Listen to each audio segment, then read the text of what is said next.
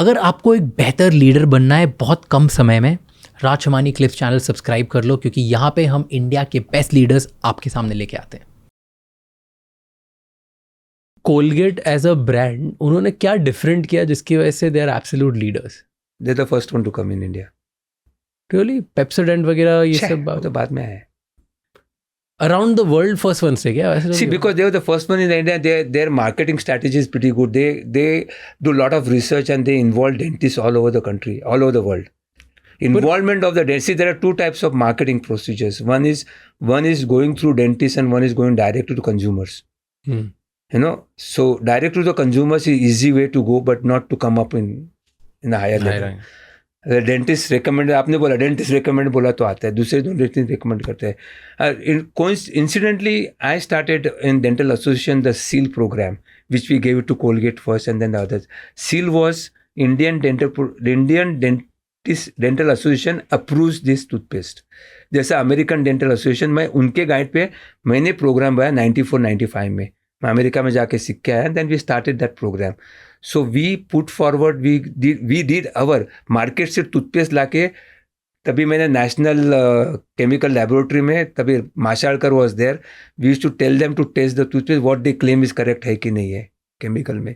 So we did all the study to say that this is, and then we also told them that you have to manufacture in India and you have to do clinical study in India, research in India, so that we can authentically say that this toothpaste is good, safe to use.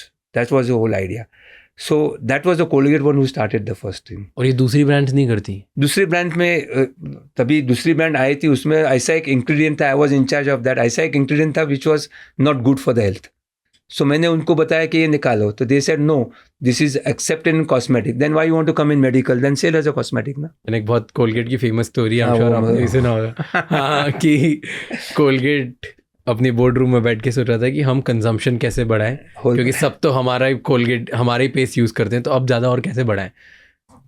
तो उन्होंने वो इस idea के साथ आया कि उनका जो होल है जहाँ से निकलता है कोलगेट टूथपेस्ट, उसको बड़ा कर दो।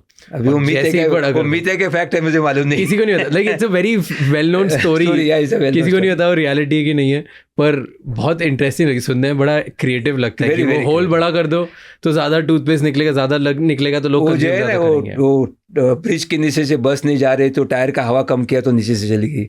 That's also a story by a layman. तो that truck was not going, because of the height. क्या करना, तो उसने हवा कम कर दी तो नीचे आ गया तो चली गई।